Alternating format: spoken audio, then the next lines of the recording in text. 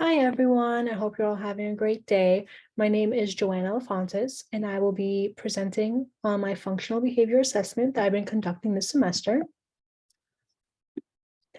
For starters, we're going to go over the record review, discuss some basic characteristics, personal information, and the diagnosis information of my client, CB.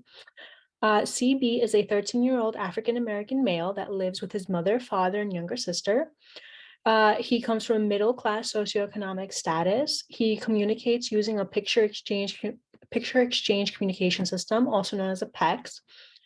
He attends school and lives in the town in Virginia. In school, he is placed in a self-contained classroom for individuals with autism. He has a diagnosis of autism spectrum disorder, or ASD, and he has a physical impairment due to cerebral hypotonia. Record review diagnostic history. CB has had a history of seizures and myoclonic jerks as a child. He has been receiving a medication known as Depakote for seizure control. And as a result, he has not experienced a seizure or a myoclonic jerk in several years. He has a diagnosis of ASD and cerebral hypotonia with a global developmental delay. He was diagnosed with ASD by an organization known as The Office when he was about 3.5 years old. He has a history of SIB in the form of biting his own skin and body parts, and he has a history of aggression towards others.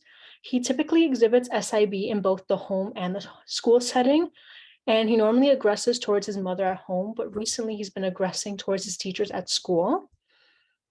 He can verbally request for items, activities. He can describe his environment, follow simple verbal instructions. At the time of his diagnosis, he was non-vocal.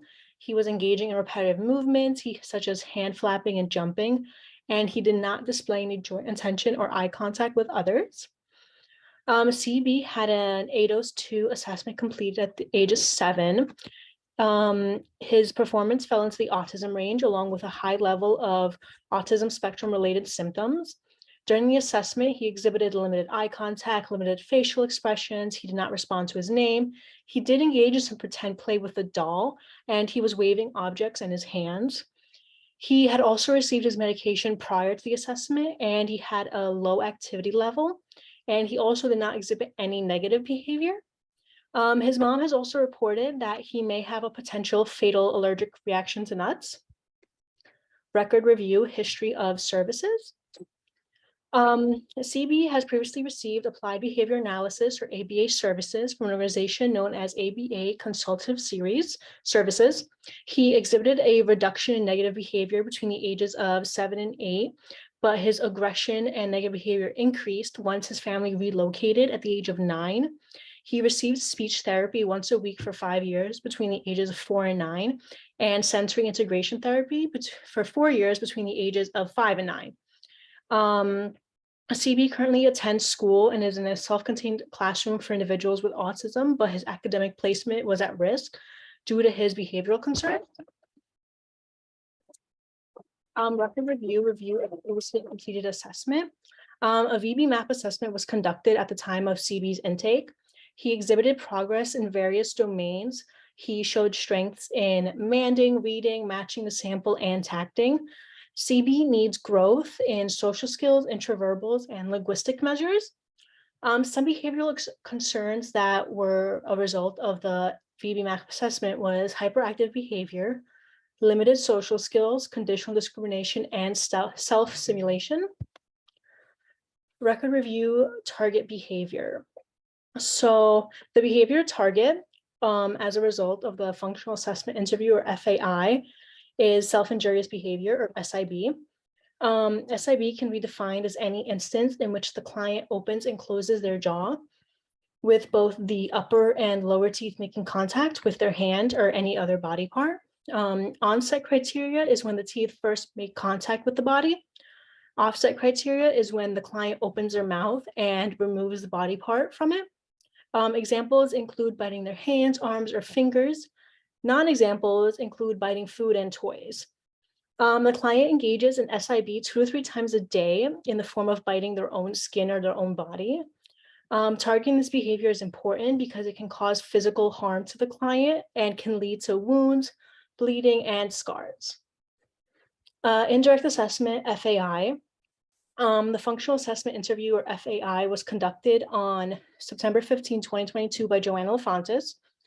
And the information was provided by CB's parents, Julia and Michael. The FAI was conducted when the client was 13 years old. He enjoys dancing, watching videos of Blue's Clues, Thomas the Tank. He loves watching TVs and seeing comedies, action movies, soap operas. He also enjoys listening to opera music. He enjoys participating in sports, physical activities. He enjoys being complimented for his looks and being asked advice by others. This image shows the consequences that arise of a problem behavior. So for example, the target behavior is SIB. A situation that SIB occurs in is during a non-preferred task, such as a doctor's visit or academic work, when the client CB is tired, or during novel situations. What does he get as a result? When CB engages in SIB, he typically gets attention, or he might receive mild physical punishment from his parents.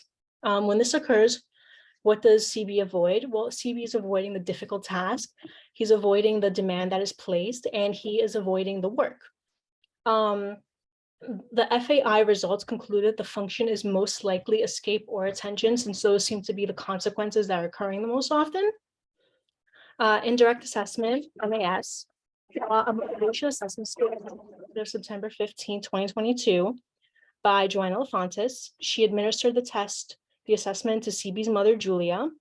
The MAS is used to determine the function of target behaviors for individuals with intellectual disabilities. It focuses on 4 categories of reinforcement to help identify the function.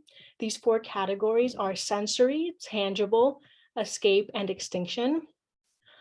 This image shows the overall score and the rating of the 4 functions. So for example, escape had the highest rating with a score of 15. So that shows that escape is most likely the function. Tangible came in 2nd place with a total score of 12. Attention was in 3rd place, total score 10. And sensory was in 4th place, last place, with total score of only 4. And it came in 4th with the ranking. Once again, these are the scores. The results show that escape is most likely the function of SIB and sensory is most likely the least likely function of SIB for this client. Direct assessment, ABC assessment.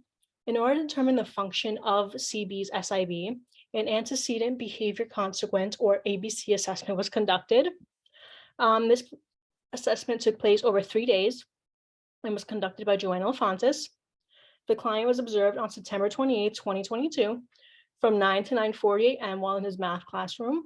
He was observed on September 29th from 11:15 to 11:50 a.m. while he was in his English classroom, and he was observed on September 30th from 1:30 to 2:25 p.m. while he was in his gym class. An ABC assessment helps identify the function of the targeted behavior, and it also gives the observer the opportunity to see what was occurring right before the behavior happened and what occurred directly after as a result or a consequence of the behavior.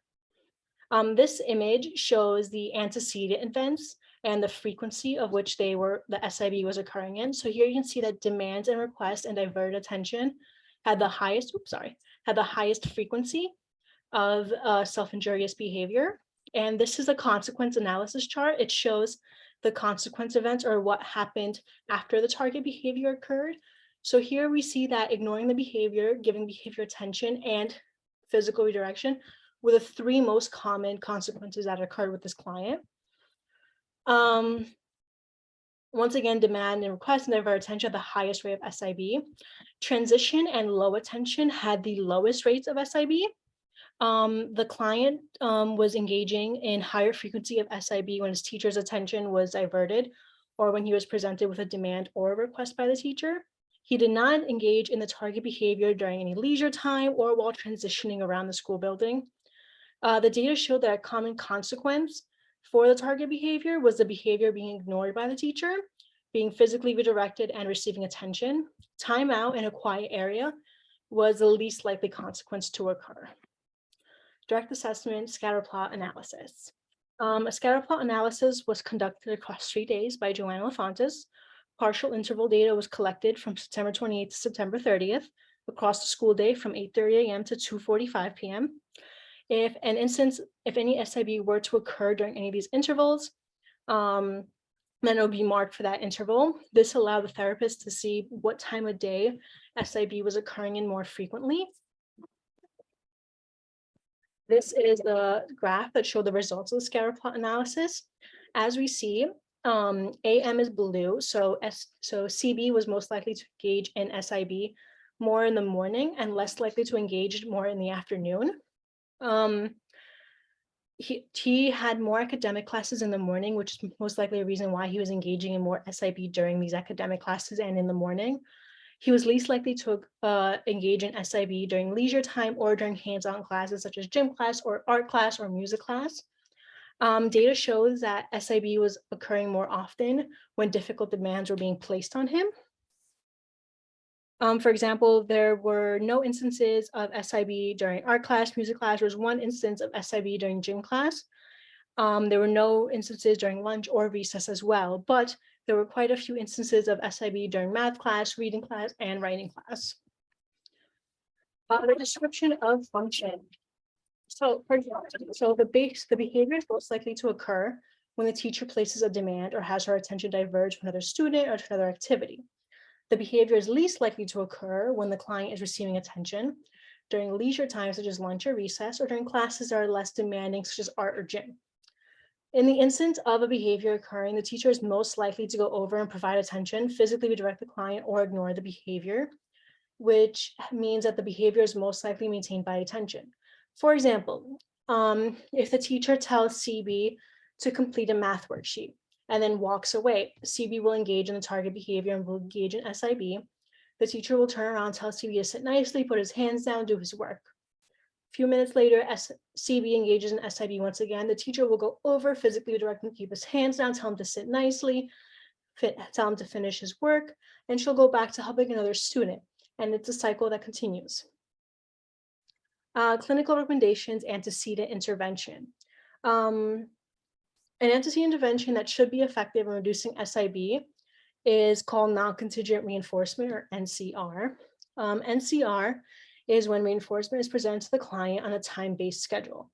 For example, since the function of CB's SIB is most likely attention, he will be receiving attention on a time-based schedule. At the start of each 30-minute classroom period, his teacher will give him attention in the form of praise, social communication, or just play with him for 5 full minutes. The teacher will talk about how nice he looks, can ask him social questions, discuss their topics that are preferred, or just hang out with him. This should fulfill the client's need for attention and should decrease attention received from engaging in SIB. Over time, the intervals of each attention session will be systematically increased. This procedure should supply CB with the attention that he finds motivating, reduce his SIB, and increase his productivity in the classroom. Clinical recommendations, alternative behavior intervention. Functional communication training, or FCT, is effective in teaching an individual how to properly communicate instead of engaging in a target behavior. Since the function of CB's SIB is most likely attention, teaching him to properly request for this should replace the behavior and stop it from occurring. On CB's desk, there will be a stimulus placed that reads CB's hangout time. When CB wants to interact with a teacher, he will present the stimulus and request to hang out with his teacher.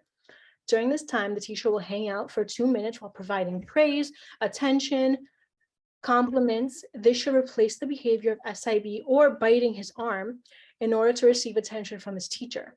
After CB is able to request with the stimulus, it will be faded or systematically removed entirely, and CB should be required to state that he wants to hang out with his teacher independently.